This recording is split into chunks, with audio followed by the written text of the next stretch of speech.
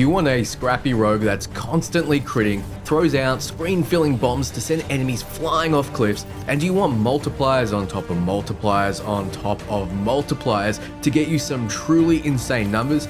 Do you want a turret that rips through enemies, unlimited arrows, and an ultimate that wrecks weak points? Are you tired of losing momentum to stray hits and rather use abilities on a cooldown, which means you can dance on the knife's edge, dodging attacks with your abilities? Well, you'll be smiling ear to ear with the Crit Boom Saboteur build.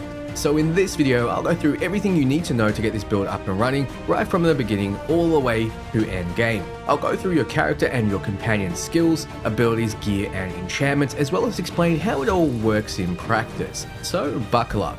First, a reminder that I'm celebrating being close to 250k subscribers by giving away a ton of prizes. If you want to be in the running to win a 4090, a console of your choice, or other prizes, follow the link below and keep an eye out in this video for the purple code word. I'm Commander Shepard, and Dantix is my favorite channel on the Citadel. You don't get the discount. What? First, let's take a look at the skill tree, which will give you an idea of what's important to this build and how it works. Starting in the middle, we want to aim for Pilfer. It's most importantly a tool-based ability that deals damage and heals you. This will be the skill you use to detonate the passive Spitfire Overwhelms that Taash gets off while your explosive trap is on cooldown, most commonly to heal you up when you get low. It has a 60-second cooldown instead of using momentum, so taking hits won't leave you without an ability to cast a heal. We then follow the path up to get Bag of Tricks. This gives our tool-based abilities 25% more damage when we're low health, and due to a particular core item we'll be getting, using any skill will lower your health in order to always crit. So the bonus damage will be very appreciated. We go past Lightning Flask, which you can use until you replace it with your turret later on. The main reason we take this path is because we want the broken greater passive skill, Some Motivation. This will be core on every rogue build. You get 4% bonus damage per maximum arrow count. And on this build, we have 26 arrows. So if you do the math, this one skill grants us 104% bonus damage, by far the highest increase of damage we can get, and this applies to our abilities. It really is a no-brainer. Then we make our way down to Explosive Trap, my absolute favorite rogue skill in the game. It's on a short cooldown like all tool abilities, but it's also an area ability which we'll be buffing the hell out of as well, so this hits absolutely everything on screen, knocking even large enemies around and importantly detonating the overwhelmed effect, which we'll be using Taash to apply liberally. You'll also leap backwards when you do it, letting you get some distance to continue peppering your enemies from range where you want to be. Since the Saboteur Specialization will be locked to you until you're level 20, grab some of the greater passives you see here until you are that level. Siege Breaker increases the damage your tool abilities do to barrier and armor. We also have Eclectic Armor, which will do a lot for us. We just need different armor types, so we have on a light helm and medium armor, so we get the +4 arrows, which translates to 16% damage. We also get 15% weapon damage flat and 25% stagger. Improved Ammunition gives you arrows back when you use a tool ability. Close Quarters gives you bonus damage when an enemy is close, and this applies to your skills as well. Remember, you like using your bow a lot, but you're more of a scrappy fighter than a dedicated Veil Ranger. It should be around this point that you hit level 20 and can unlock your specialization. So we pick up the ultimate, Fortune's Fury. This will have you whip out a weapon and fire continually until it expires. The crazy thing about this ultimate is that it can hit weak points, and you have a ton of gear pieces and passives that increase your weak point damage. It also gives you a long duration of invulnerability while you're using the ability, giving you more than enough breathing room for your companion to get his heal back, or for you to have your abilities cool down. Next, you'll get Fortune's Turret, which will put out a crazy amount of damage for a single cast. It's a duration tool ability that has you throwing out a turret. You'll be placing this at the start of every fight, and with your gear and upgrades, it'll be critting with every shot, distracting enemies and providing reliable damage no matter the pressure on you. If it does actually get destroyed, it will explode, knocking back enemies and dealing a lot of damage. It really does it all, and like your other abilities, you don't need momentum to cast it, so grab every skill in your specialization. Some will be locked to you until you're level 30, so remember to revisit. Quick Fix makes it so if a tool defeats an enemy, you'll get the Quicken status, meaning all of your tools will cool down faster. A Messy Death is like Bloody Mess from Fallout. Enemies will explode if defeated by a charged attack like the one from your bow. You'll be primarily attacking with a charged bow shot after all, and Plague Arrow makes that even better. Every 8th arrow will grant you precision, making you crit, and every 5th arrow will do AoE damage. So then you want to make your way down from close quarters combat, grabbing the passive skills you see along the way. Bated Breath lets you charge your bow up an additional stage, dealing extreme damage.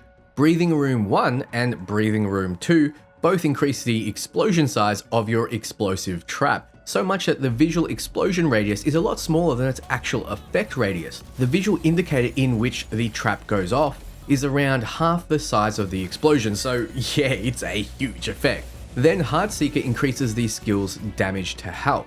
Furthermore, collateral damage makes it so that if you hit 3 or more enemies with the skill, it exponentially increases its damage. Underdog's Bite makes it so Explosive Trap grants you enhanced damage, increasing the damage you do for a limited time. When I go through gear, you'll see why we pick up Overwhelming Tactics, but we will have maximum momentum almost all the time. So getting more bleeding and necrosis stacks is just a nice benefit. And those are the most standout skills in the tree. So let's take a look at gear and see how it pieces together. For how to get these unique items, check out my unique chest guide in the description below. The legendaries can be found and upgraded by getting duplicates of lower rarity versions in the world and in shops. First, your melee weapons don't really matter, so use what you like. I picked up this unique Cordova's Toothpick because we won't be attacking a lot in melee, so might as well hit a few times and apply bleed stacks, then get out. Dark Shard gives me effects that don't require melee, granting enhanced damage when breaking armor. So, as you may remember from the skill tree, we get enhanced damage from our explosive trap, so that legendary affix making it so enhanced damage deals more damage to barriers and armor is a nice bonus. We're using the Azure Bow, though there are many that work with this build, like a unique that fires 3 arrows at once, triggering our Saboteur passives more often, but I went with the Azure for the maximum damage, and the, wait for it, extra 4% damage per maximum arrow. That's another 104% damage boost, but that's just for your bow. It also not losing accuracy is amazing. Now for helm and chest, we need different armor types like I mentioned in the greater passive, so I'm using a light helm and a medium armor in order to trigger it. This helm gives my abilities plus 30% damage because they all share the tool type. The Duelist Coat gives us everything we could want. More maximum arrows, aka damage, hipfire damage for panic situations, more stagger, and also when at maximum momentum, we don't consume arrows. We'll be at maximum most of the time because, as you know, all our abilities use a cooldown instead of momentum. For the belt, there isn't a lot of perfect options, but getting quickened on potion means our abilities are up more often, meaning we can use Pilfer to heal more if needed. All Mother's Corpse gives us a lot of tool bonus damage, and all crits with tools will give us momentum. It just so happens we'll be hitting a lot due to our turret, and with the next item, that turret will always be critting, so yeah, maximum momentum extremely quickly. The core item we need is more of the Black City. Your ability damage is always a critical hit, however you take 20% of your maximum health as physical damage when you cast one, so yes, that is a small drawback, but we have skills that make it so our abilities deal more damage when at low health. And with Emmrich, which I'll go through soon, low health will mean 50% more damage for everyone. Multipliers on top of multipliers, just like I mentioned. To get them all, you need to defeat 50 Darkspawn in the Crossroads and find this corrupted tree. The area will unlock as you progress through the main story, and you really can't miss it, it's huge. Enter inside for the item. The final item we have improves range damage and weak point damage, so our ultimate gets the benefit too. It also boosts our momentum, but yeah, at this point, we know it's going to be a max. You could, if you wanted to, put in a momentum spending ability instead of Pilfer to make use of it, but I don't recommend it as Pilfer will do a lot more damage and will heal as well. Rune-wise, get everything that boosts your damage. Bombard though, when you find it, will give you bonus max arrows which helps your build and lets you bullet time to line up shots. Now in terms of enchantments, buff your area and duration damage, weapon damage, damage at low health, tool damage, weak point damage, and anything else that helps the build. But the build is not yet complete. You have to see your companions as an extension of you. There are 4 companions that stand out for this build, but I think the best are Taash and Emmrich. You could also swap in Davrin and Balara respectively. Feel free to use who you wish, as companions aren't core for this build like they are with the rogue necrotic build. The reason you want Taash is because out of all the companions, she most quickly and easily applies Overwhelmed with her ability Spitfire. It's on a low cooldown, but with Spreading Weakness, another version on a separate cooldown will fire off passively as she fights, and since your explosive trap is AoE, you'll most of the time be hitting 2 weakened enemies for a combo, and at other times you can use Pilfer on the second target when your trap is on cooldown. You also want to get Dragon's Roar for a large taunt, which is a nice get off me button in hard fights, as enemies hitting Taash are basically hitting nothing. Since companions can't die, that is. With Insult to Injury, she'll also increase the affliction stacks on enemies, and you have multiple ways to apply bleeding and necrosis. Finally, Dragonfire Strike detonates weakness, which Emmrich can apply.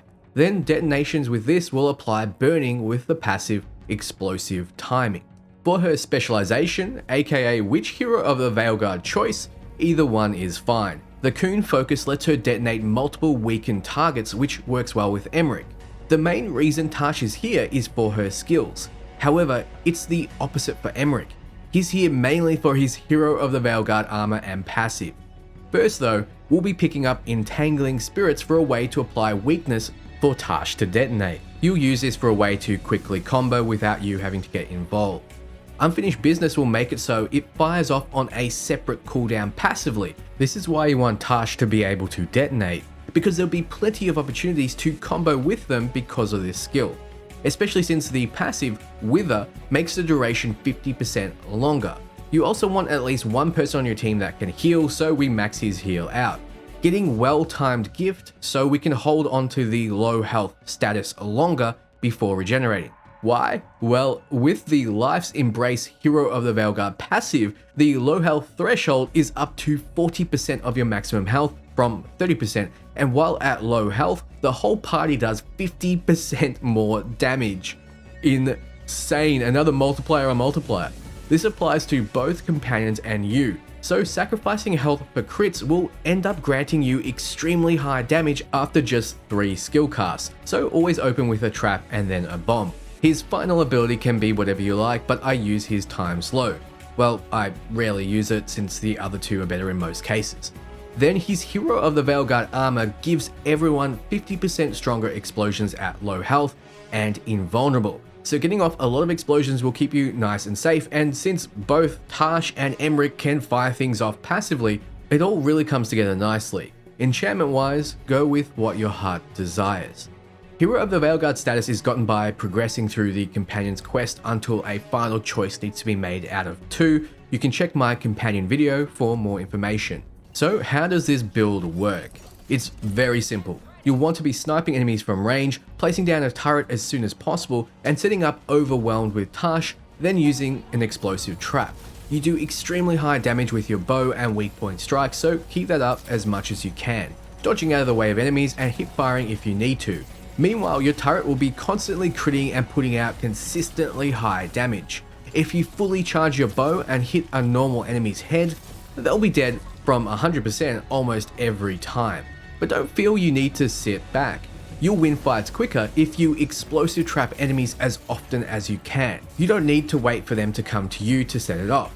It does a lot of damage and sends them off the environment. Keep an eye out for opportunities to combo. Remember to keep an eye on your health, as you'll drop low very quickly while using your skills that consume your health. You'll have many redundancies there, like invulnerability when you combo, but don't push your luck. Taunt and heal when you need to. Also, since animations make you immune to damage, having your abilities on cooldown means you can dodge attacks easily and always save one for emergencies. Usually Pilfer. Use your ultimate liberally for bonus damage and immunity, since you'll build up the ultimate charge super fast with your turret constantly firing. Most of all, enjoy the build. So that's everything. What do you think of the build? Let me know below. If you like this kind of content, let me and the algorithm know as well. For everything RPG and Dragon Age, you're in the right place. Ciao friends.